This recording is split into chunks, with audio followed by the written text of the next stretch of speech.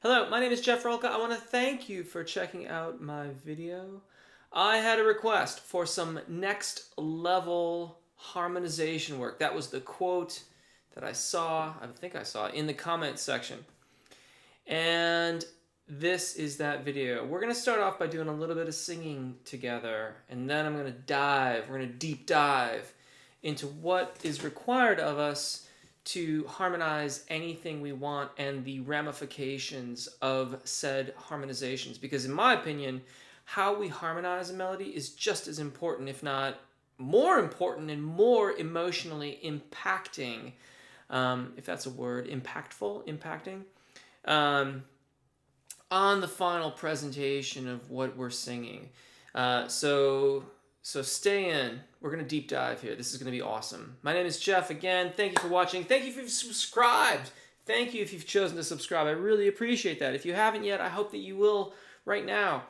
And if you want to go to jeffrolka.com, you can not only check out my free singing method, which is there on the website, but you may know that YouTube has gotten rid of fan funding, and I refuse to do the super chat in my live events because it just does not work with my whole ethos. But financial contributions to the channel really, really help me to make these videos and help me to keep on doing the live events and helping people sing in a sustainable way as much as possible and make more use of their voices. So contributions are greatly appreciated, and I hope that you'll consider doing that over at jeffrolka.com. By way of getting started, we're going to check out the C major scale. Now, gentlemen, E, and probably some gentlemen as well as perhaps, and maybe some lady folks will sing down there too, whichever octave is more comfortable for you. Start here, or start here. We're just going to do a single octave. Let's do that again.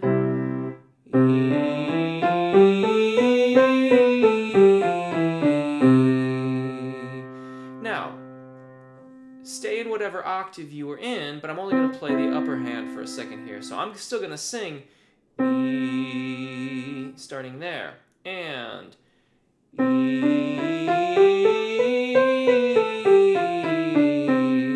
and now we'll switch. I'm still going to sing down here. If you started here, though, try to start there again.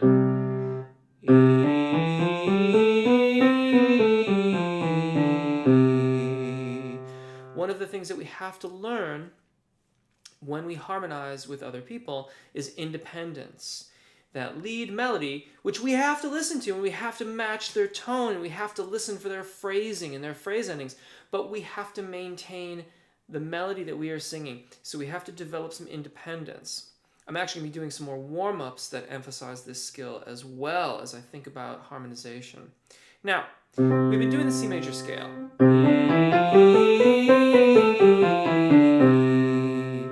However, now let's start here and sing another octave. It'll sound like this. And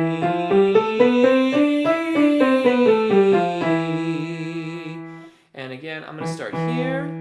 You can start there if that's more comfortable. And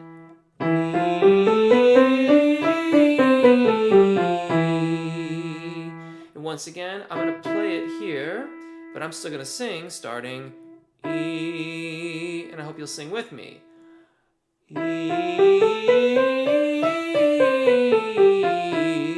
And we'll switch. I'm going to sing down here. E. If you started here, try to start there again. E.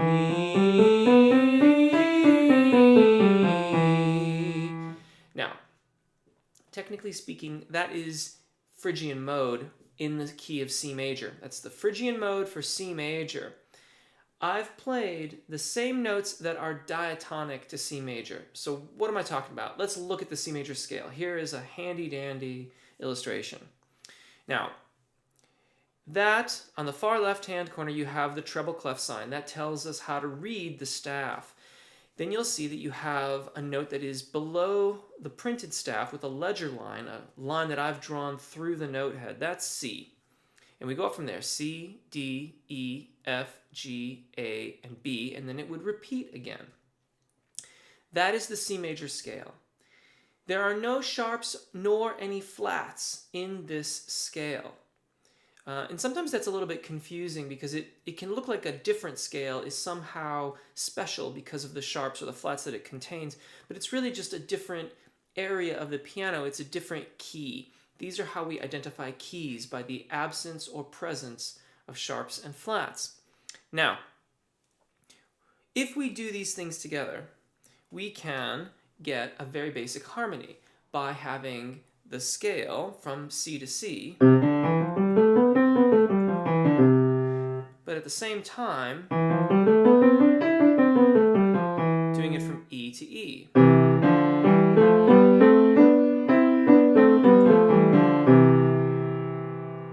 And that gives us that nice sound of thirds.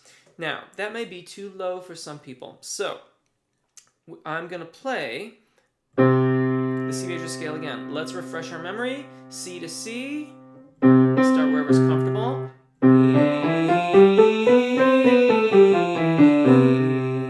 Now, E to E. Start wherever is comfortable.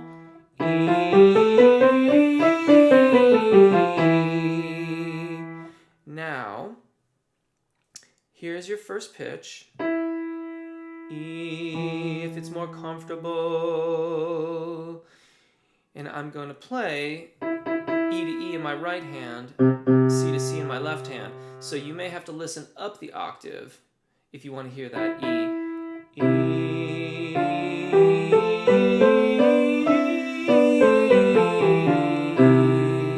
And let's do that again.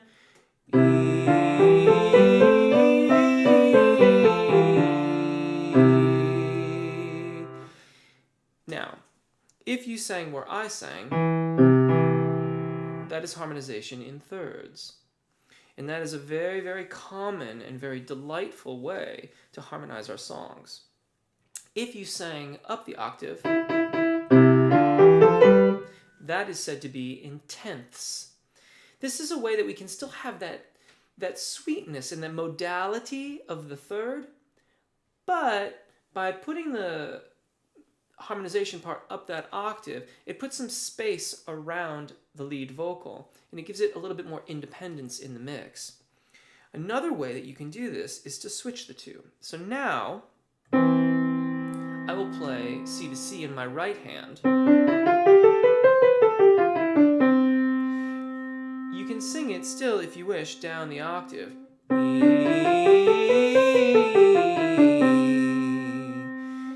E to E, I'll play with my left hand. We can really sing either part. However, I'd like you to sing, if possible, the part that is most comfortable for you. So, if that's a more comfortable range for you, then sing there. If that's more comfortable, sing there. And again.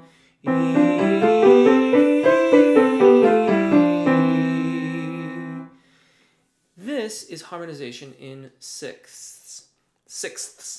It's a little bit of a tongue twister there. Because what you have is the E below the C. This is said to be an inversion of the third. That's a third. By taking that E and dropping it down an octave, we get a sixth. This is yet another way that we can open up the harmony and give our lead vocal a little bit more independence, while at the same time still having that nice third-like feeling. The focus here is really on what we call modal intervals. Modal intervals, such as thirds and sixths, have that nice quality that you might associate with a Simon and Garfunkel.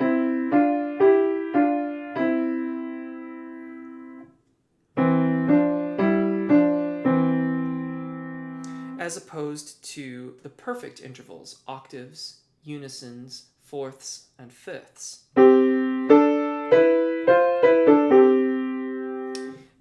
That's said to be organum, which is an ancient ancient form of harmonization. It was done in church music way back in medieval times. And typically we don't find those types of harmonizations very pleasing. That being said, that kind of sound can be used for a particular type of affectation. Most recently that I have looked at is Alice in Chains. Alice in Chains will throw in some of those types of harmonies from time to time to give their vocal parts that kind of austere, open, and dramatic sound. Those perfect intervals have this very dramatic sound. And FYI, perfect's the designation. That's not a qualitative, it is a qualitative way of describing it, but it's not a judgment. Those intervals aren't perfect per se, in like perfect. It's just what we call them. It's how they're labeled in music theory technology, or music theory. So let's circle back around here and talk a little bit more about the theory of how we've made these choices, because now we've just sung a bunch of this stuff, and we've sung all these modal intervals and all these scales. Here we have the C major scale and all the possible triads that are available diatonic to C major. So let me unpack that for a moment here. Diatonic means that all the notes that are there are in the key of C major. A triad is a specific kind of chord. It is made up of thirds. So let's take a look at our first one. Here we have C major triad, C to E, and then E to G. C to E is a major third, E to G is a minor third. The next triad is D, F, and A. This is D minor. D to F is a minor third, F to A is a major third. Put together we get D minor.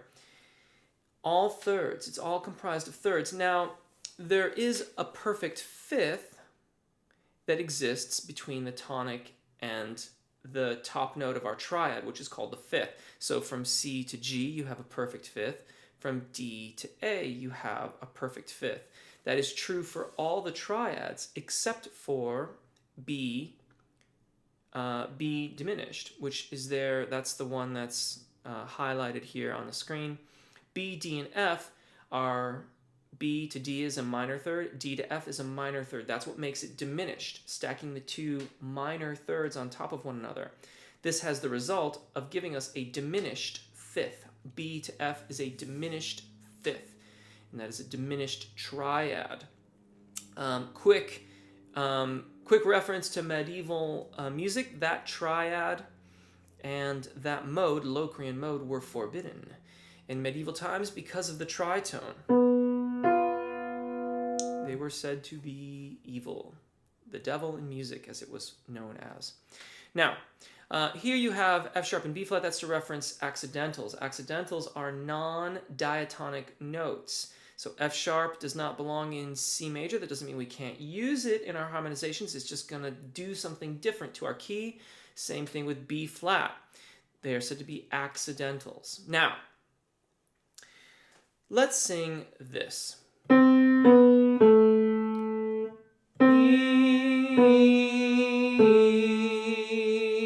And hopefully that's a reasonably good range for everybody. Let's do that again, a little bit longer. So it'll be 1, 2, 3, 4.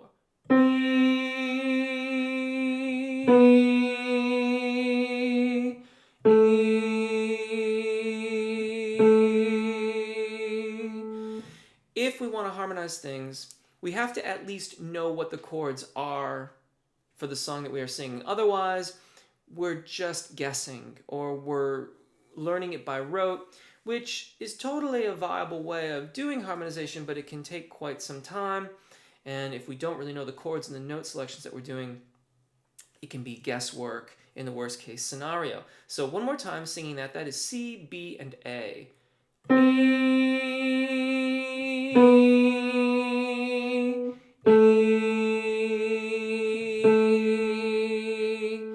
Now, you'll notice here on our next example, number 1, C, B, A, and A,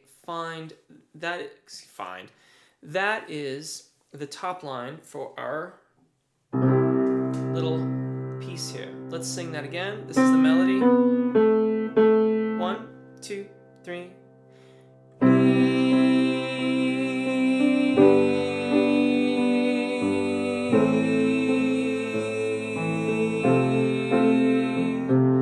And we could loop that again if you like. 1, 2, 3.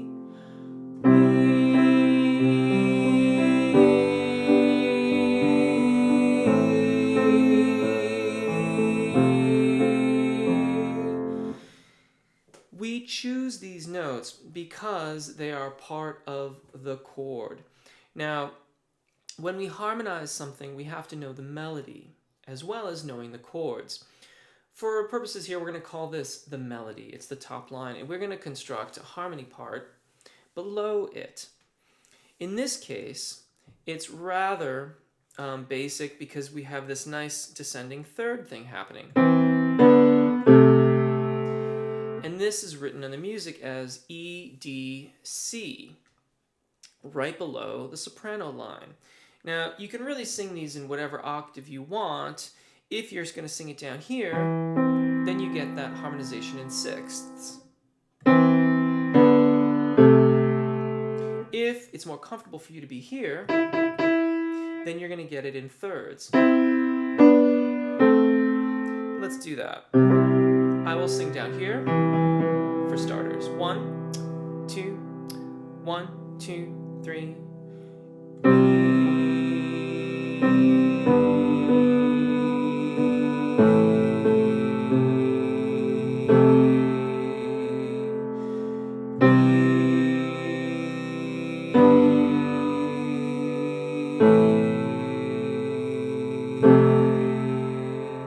Now, that gives us that nice sweet modality, but it's not the closed harmony of a third. Let's sing it here. 1, 2, 1, 2, and.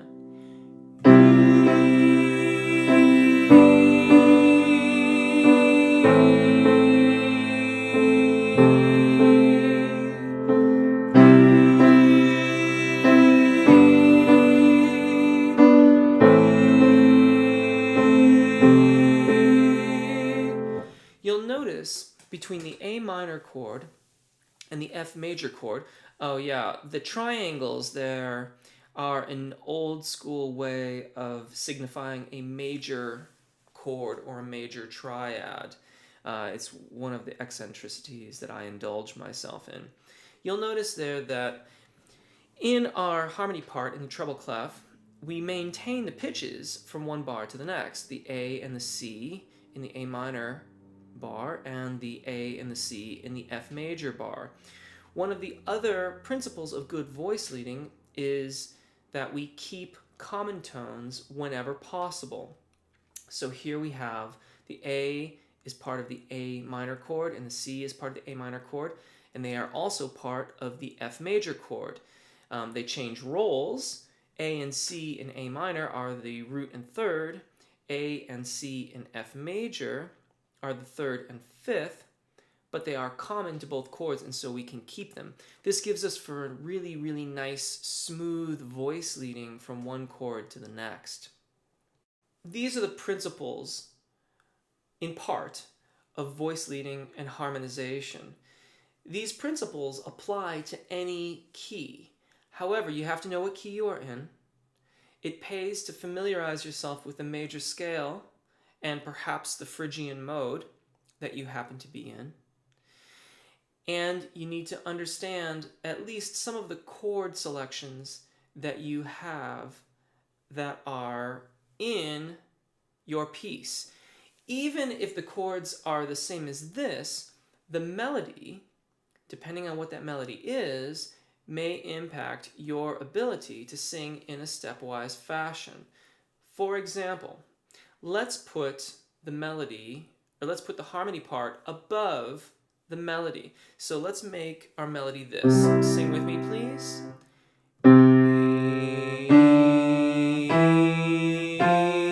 And again, if it's more comfortable for you here.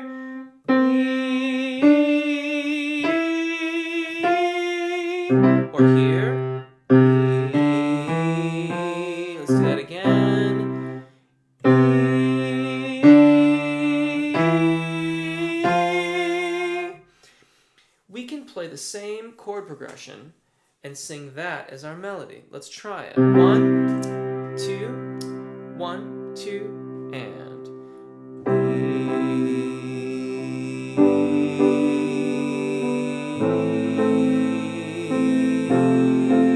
again.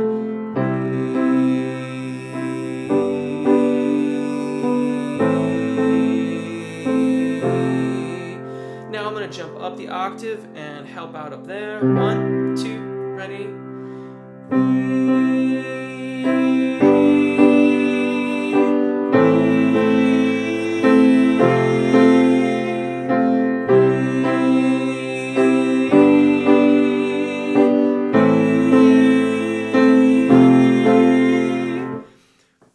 Because our melody ascends this way, in order to have good voice leading and avoid those perfect intervals that we talked about a little while ago, and sing notes of the chord, if we're going to harmonize above the melody and start in a more or less closed capacity where we're starting very close to it, we're going to end up skipping some notes. So let's take a look at our musical example here. Here we have the same chord progression, C, C major, G major, A minor, and F major. And the alto line is the one that has C, D, E, and F. That's the melody we just sang. E. Now, if we look at our soprano line, and this format that I've written these examples in is what is called an SATB format, soprano, alto, tenor, baritone. You don't have to be a soprano to sing the top line. You don't have to be an alto to sing the second line. It's just the part designation in how we write these harmonizations. Notice how our soprano line goes from E to G to C, and then it stays on the C. It stays on the C to take advantage of the common tone between A minor and F major, which we talked about a moment ago. It skips from E up to G because there is no F in a G major triad. We can't just go up to the F. And it skips from G up to C, from G major to A minor, because if it went to an A, then you would get this between your melody. So your melody is on a D, the harmony would be a G, and from G major to A minor, you would get that medieval styled interval there, which you might want from time to time, but for our purposes here in constructing what I would consider to be rather common ways of harmonizing popular song melodies, we have to get up to the G. So let's learn our harmony part here. And it spans a bit of space. I'm going to sing down here. If it's more comfortable for you here, sing there.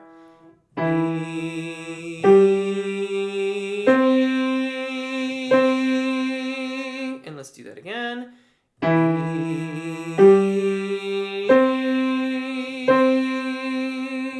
And with the chords.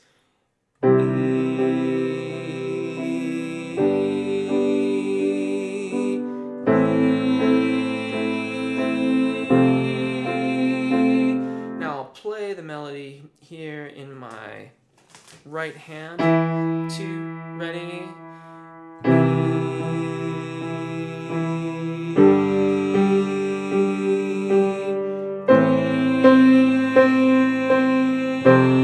Let's do that again.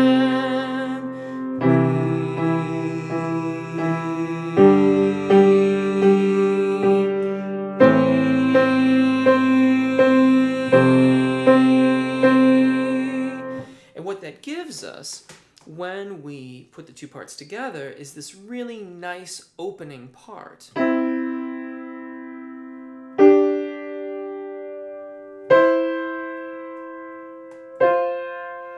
That feels as if it comes to a resolution at the last chord there because of that half step between the E and the F in the lead melody line.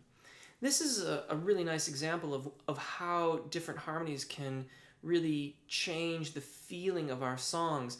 By arriving at that perfect interval, it really gives us this feeling of openness. It has this expansive feel to it, whereas a modal interval has the tendency of being more cohesive, more together, more in and a part of itself. And we can do all that sung together. So let's begin singing. I'm going to loop our parts and we're going to switch them on the fly. So we're going to begin with the melody line that we sang a little while ago. 1, 2, so it's going to be the 1, 2, ready.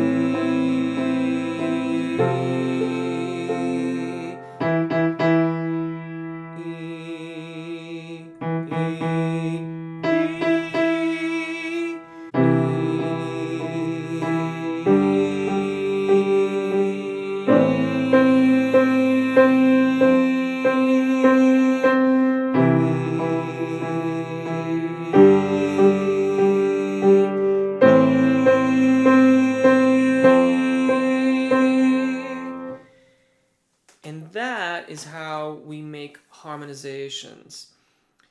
It's not just taking the third above the melody line, although we can certainly do that. It's deciding what kind of sound we want, what kind of coloring we want to do with the lead vocal line. Does that mean we take the third above it, or we invert that interval and take the sixth below it? Is it more appropriate because you've got a really high range vocalist to have a greater than an octave, and so it's more like a tenth that we are spanning between the lead vocal line and the harmony part, or vice versa, where the harmony part is a tenth above the lead vocal to give them space to have some a solo aspect to that lead vocal line. All of these things are most easily consolidated into the idea of familiarize yourself with the major scale, familiarize yourself with the Phrygian mode, the third above the major scale. Know the key that you are in first and foremost, I should say. Know the chords for the song that you are singing and the notes that comprise those chords. If not written on the page or with a friend or playing on the piano, then by ear so that you can recognize those pitches and know where your lead melody is so that you know if you're going to strictly be singing thirds or sixths, or if you're going to have to incorporate some skips in there in order to avoid the perfect intervals, or if you want the perfect intervals, know where you will find them. This is a lot of information, and it got really technical at some points. If you have questions, please come by a live event or find me on Twitter or leave a comment in the comments section. Thank you for the request. I hope this helps. My name is Jeff. Take really good care of your voices, enjoy singing, and hopefully we'll see you again. Bye.